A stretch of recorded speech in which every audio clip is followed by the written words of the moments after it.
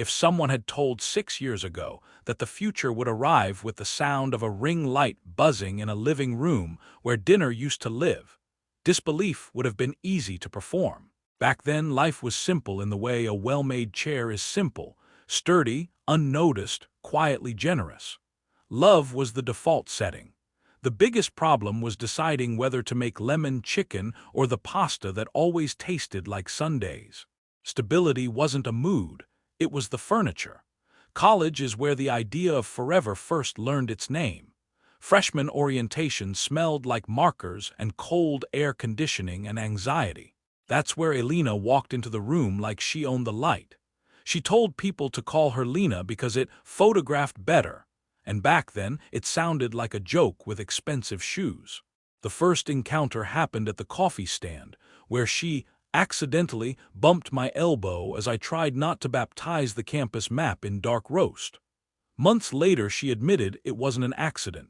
She'd seen the book in my hand, the one with a dog-eared page, and decided she wanted to know what kind of person dog-ears pages. Conversation became a sport neither of us wanted to stop playing. Favorite bands and the bad bands we pretended to like because someone we liked them. Dreams got traded like postcards.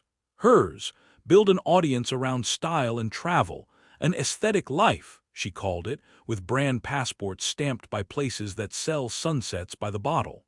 Mine, write clean code, keep servers humming, build a nest that stayed built. We married 3 years later under string lights that made even ordinary smiles look like a story someone had polished. There were welded initials on a little arch we rented, mason jars we promised to compost, and a playlist that made people cry in a way they called happiness. She was devastating in a silk dress that understood its job.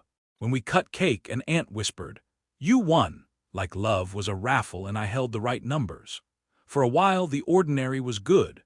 She curated, pitched, learned to negotiate fees without apologizing first, built a small orbit of followers who called her effortless because they didn't watch her edit the same photo 8 times. I was proud. The first paid collaboration felt like a shared exam we both passed. We high-fived over pasta and bad wine and declared ourselves very adult. Then the goalpost started wearing roller skates. As her audience grew, it began asking for more of her. In exchange, it offered numbers and a sugar high that made sleep an inconvenience. Date nights shifted into content nights. Vacations turned into sets. Cocktails that were once something to drink became props that sweated for the camera until the condensation looked like effort. I told myself it was just a season. Seasons end, I said inside my head like a person who believes weather is polite. Then came the gym, which at first felt like a good choice with a side of endorphins. There's nothing sinister about wanting to feel strong. But this gym wasn't just a place to move, it was a place to be seen moving. Classes had names that sounded like weapons. There was a circle of women who called themselves the Vanguards, a name that told you what you needed to know about their desire to be first. They were charismatic in the way of people who rehearse. Workouts became smoothies, became brunches, became nights that didn't end where nights are supposed to end. "Just girls," she said with a laugh that felt prepackaged, as if she'd been told to sell it as harmless and practiced in the mirror. I worked the hours my badge asked of me, and a few it didn't. 6 figures arrived not as fireworks but like a well-tuned engine. The safety net grew quiet and competent. When the HVAC groaned, I made the call. When the car coughed, I paid the deductible. It wasn't noble, it was just adulthood done at a steady tempo. Lena's dreams, though, came with their own invoices. She wanted a bag that cost what a fridge costs, not because bags hold something different at that price, but because the photo holds different comments. She wanted a trip to a coast that served oysters with the word heritage in the menu copy. I wanted a Saturday that wasn't a set. One night, after a 12-hour maintenance window at work that went sideways and then upright again, I came home to a living room that had been converted into a factory for light. Tripods like thin metal trees, wires tangling the rug, garment racks judging the couch. "Babe," she chirped without looking up, "help me with the softbox, it keeps catching the highlight on my cheek weird." I set my bag down and swallowed the question about whether dinner had retired. I tilted the light until her eyes decided to like themselves, and nodded when she asked if the shot felt alive. Later, the wall carried her voice like it was its job. Light, flirtatious, a compliment that sounded like a trampoline. You're just more fun to talk to. A pause filled with someone else's smile. Then, he's good, just steady. Steady landed like a backhanded trophy. The silence after did the math my chest didn't want to do. I didn't go in, I waited. When the shower started singing, the rational part of my brain wrote a permission slip for the part that wanted proof. Her passcode hadn't changed because people who believe in their story don't plan for plot twists. I opened her phone like a door I'd always been allowed to enter. It wasn't subtle. People rarely are when the audience is invisible but imagined. The group chat was named Valkyrie Mode with flaming swords and sparkle emojis. Plans were logistics for a lifestyle, with language that made routine sound like rebellion. Then came the lines that sat down in my stomach and didn't get up. He'll never know. I refuse to waste my prime as someone's background. I deserve a little chaos. Replies, upgrade queen, memory is a choice. Laughing faces, clapping hands, a few knife emojis like punctuation. Then there was Dax.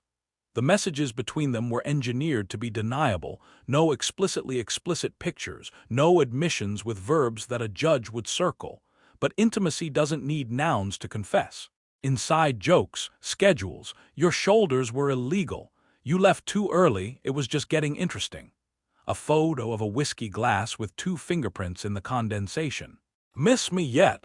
The phone vibrated in my hand with a new message from Dax.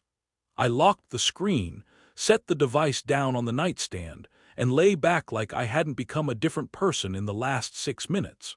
She walked in steaming and careless, towel twisting her hair into a shape that would dry pretty. Night, she murmured. I watched the ceiling articulate the corners. I didn't answer because the version of me that knew how to make sound had walked into another room and closed the door. Morning arrived like a bad actor trying sincerity. She blended greens. She smiled as if the night had been uneventful. I put on my badge. We pretended to be in a commercial for a life that was not ours. At work, the server room hummed the correct pitch. Inside me, the fan failed. Confrontation requires more than a throat. It requires a plan that thinks further than the first sentence. I built one the way I build anything, with a checklist and a steady hand. That evening, when she left for legs and lattes, I sat at the table with a yellow legal pad and wrote down what I knew and what I needed to know. Screenshots are not poetry, but they have a rhythm. I took them: timestamp, message, context, the chat with the vanguards, the flirty whiskey glass, the miss me yet, the line where she called me reliable like it was code for obsolete. When she came home shining like nightlife left its lip gloss behind, she tossed her heels and told a story that contradicted the calendar by an hour. In the bathroom, her phone buzzed with a preview that didn't know enough to be shy. Dax. Miss me yet? I picked it up, not because I needed more, because anger sometimes volunteers to do your homework so you don't make a mess at graduation. Me, I typed. Hey Dax, friendly heads up. Try sneaking around with someone who isn't married next time. Also, maybe try lifting something heavier than your ego. The message sent with the little whoosh that can ruin lives. He replied instantly, because men like him respect speed more than ethics. Whoa, chill, man. Me, the only thing I'm chilling is the champagne for the day I don't pay for her lighting. Goodbye. The door swung, her hair damp, steam behind her like a special effect. What the hell are you doing? In my palm, the phone was a small, stupid sun. I didn't raise my voice because rage that refuses theater is more persuasive. Why does a stranger know what you wore last night? I asked. Her face shed its color and then grew it back in anger. She reached. I stepped back. Give me my phone. Not until you stop pretending I'm allergic to my own eyes. How dare you go through my messages, she said, taking the moral high ground like it was a moving escalator. How dare you narrate me to an audience I didn't volunteer for, I answered. We stared. This is the part in a movie where someone breaks a glass. We didn't break anything, which felt worse. Please, she said, and the word wasn't humility. It was stall. It was a mistake. No, I said. A mistake is a wrong turn on a trail with no markers. This was a route you walked with a map and a snack. Tears arrived like publicists. I watched them and did not applaud. I got her suitcase. I folded clothes with reverence they no longer earned. I called her a car. I handed her the handle and the door in the same motion. At the threshold, she said, "I love you." It was not untrue, which is sometimes more damaging than a lie. I closed the door because the conversation had done its job. Silence took off its shoes and settled in. No ring light cast its fake mourning. No smoothie got documented. No quick poll, "Should I cut bangs?" asked strangers to vote on our heads. The house remembered its design. It did not celebrate, it breathed. In the morning I called two people. My best friend Theo and a lawyer whose reviews suggested he liked facts more than drama. "You tossed her?" Theo asked, not believing I could step out of a story without leaving a trail of commas. "I chose oxygen," I said. "Good," he said. "Also, document everything." The lawyer asked if I had proof. I told him about the timestamps, the messages, the slightly drunk live stream where she'd once called predictable the ugliest word in the language because it didn't click well. He said, "Keep not engaging in public. Let her build her own mountain. We'll bring the altimeter." I turned off notifications for her accounts. Then I turned them back on, because ignoring an oncoming truck isn't wisdom. As predicted, the content machine woke up. Vague posts about controlling partners that used black and white filters to feel serious. Captions about choosing yourself with broken heart emojis arranged like confetti at a cheap wedding. DMs to mutuals that invented new verbs for what I had not done. I didn't reply. I did, however, breathe meticulously. I went to the gym with red flooring and mirrors that had fingerprints because people with jobs used them. I let the weight of a barbell ask me questions about anger that my brain couldn't grade. I bought groceries that didn't need to be photographed before being eaten. I slept like a person whose bed wasn't a prop. I made rice correctly and treated it like news. Being with someone who performs for an audience means that when the story breaks, a portion of the internet applies to be the jury. Her posts began to sound like a chorus she'd rehearsed. "When love becomes a cage, you fly. Queens don't bow, they rise." Photos of sunsets that had not requested to be metaphors for anything. The captions had the scent of a room spray called After. Her comments filled with supportive strangers and skeptical acquaintances. Someone wrote, "Didn't you cheat?" And their account went private later that night. I knew her instinct would push her toward the big move. It arrived on a Thursday night I should have been asleep for. A live stream. Wine like a prop. A face that knew its angles. "People think they know," she said to the camera like it was a confessional, "but they don't know the suffocation of being unseen." She listed the qualities of a good provider with a tone that put scare quotes around the concept. "Where's the passion?" she asked rhetorically. The comments moved quickly. "Hearts fire, you deserve better. Men can't handle powerful women, and a single lonely accountability." Then she said the sentence that ended up underlined in a transcript. If I had known he'd react like this, I wouldn't have bothered keeping it quiet. Everyone makes mistakes. The word mistakes lost a tooth in her mouth and came out with a lisp of entitlement. I closed the app. I emailed the link and the archive to the lawyer, who replied with a single word. "Noted." The next day, the legal tone of our separation changed. Her counsel's demands arrived in a font that wanted to be taken seriously. Half the house, a scoop from my savings, a stipend to maintain standards during transition. My counsel responded with numbers that carry themselves like adults. Similar incomes, no dependents, clear evidence of post-separation charges on a joint line that should have been dormant. A public admission that was not the confession she thought it was, but that, combined with messages, sketched a silhouette enough for decisions. Negotiations are not glamour. They are arithmetic with a soundtrack of size. There were proposals and counter-proposals, and an attempt at spinning shopping as brand research. There was a demand that the house be valued not by appraisers, but by the story it had appeared in on her feed. Sentimental value got misapplied to mortgages. When the day came to stand in a room where wood makes voices feel small, she wore a suit that announced it had plans after this. I wore a jacket I didn't have to think about. Her lawyer talked about evolving aspirations and supporting momentum. Mine talked about equitable distribution and post-separation misuse, and that remarkable live stream where accountability had been confused with a plot twist. The judge's face did the tiny movements that say, "I have seen this play before." The ruling wasn't poetic. Rulings never are. They are tidy and descriptive. No support given parity of income and absence of dependency. Property to be divided by sale or refinance at appraised value. Joint lines closed, improper charges reimbursed. Each pays own fees. The word equitable did the heavy lifting. That word doesn't hug, but it is generous in its way. Outside the courthouse, the wind tugged at our clothes like it had gossip.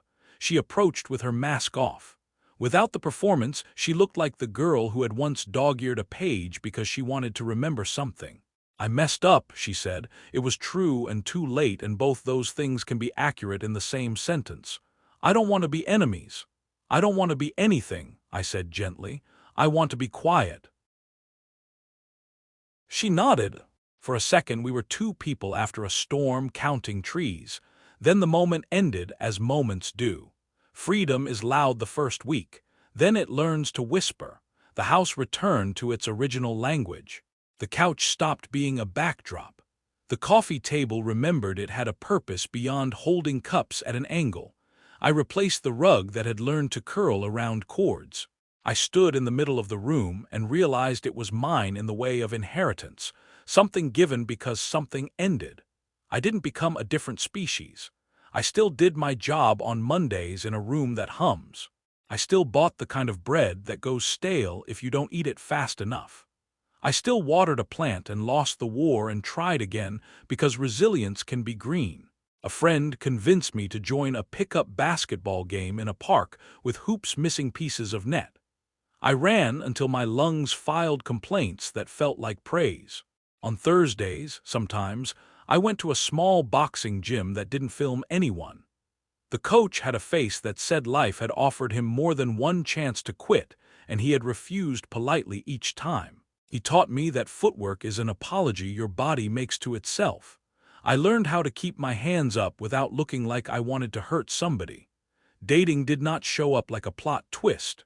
It arrived in a conversation at a bookstore when someone asked me if the novel in my hand was worth the hype. It was, and so was she. We went for coffee and didn't post our cups. We laughed and didn't tag the location. We kissed outside and the sky kept its opinions to itself. I thought about Lena occasionally, not with rage, with a feeling like remembering a road you used to take to avoid traffic even though it was longer. Word drifted into my circle that she tried to pivot to healing content. Her follower count didn't applaud. Brands quietly removed her from their lists. A DM appeared once at midnight with the grammar of wine. Another email followed, sober and rambling with apologies and justifications holding hands. I didn't respond because not all relapses require a chair and a listener. Some require silence and the dignity of consequences. Here is what the last 6 years taught.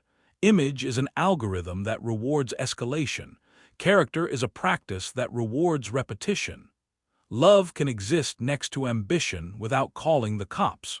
But if the audience becomes the god, everything else is a choir.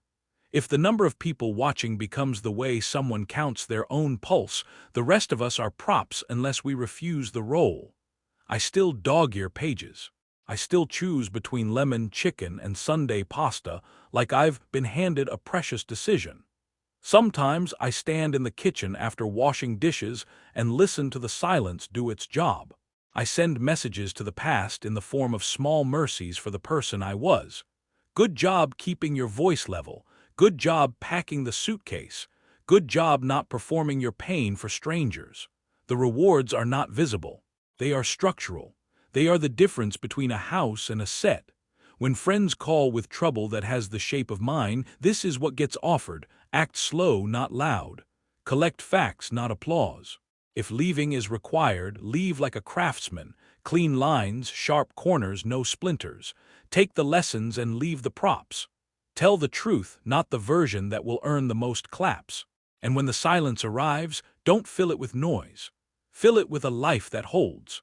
On a recent Saturday, a small group of us sat around my table, which is solid wood and not a metaphor, playing a board game that was more complicated than we'd expected. The window caught the evening in a particular way and made everything look kind. Somebody told a story that ended in tears, and it wasn't tragic. It was gratitude with a runny nose. I cleared plates and came back and leaned on the doorframe and thought, this is the right scale. Nothing is being captured. Everything is being kept. Later, before sleep found me, I scrolled through old photos and didn't stay long in any of them. I put the phone face down without asking it to bless me. I turned off the lamp. The room went dark the way rooms are supposed to go dark. Tomorrow would ask for the usual things. Groceries, messages returned. One more try at keeping a plant alive. I fell asleep to the hum of a life that doesn't need an audience to be real.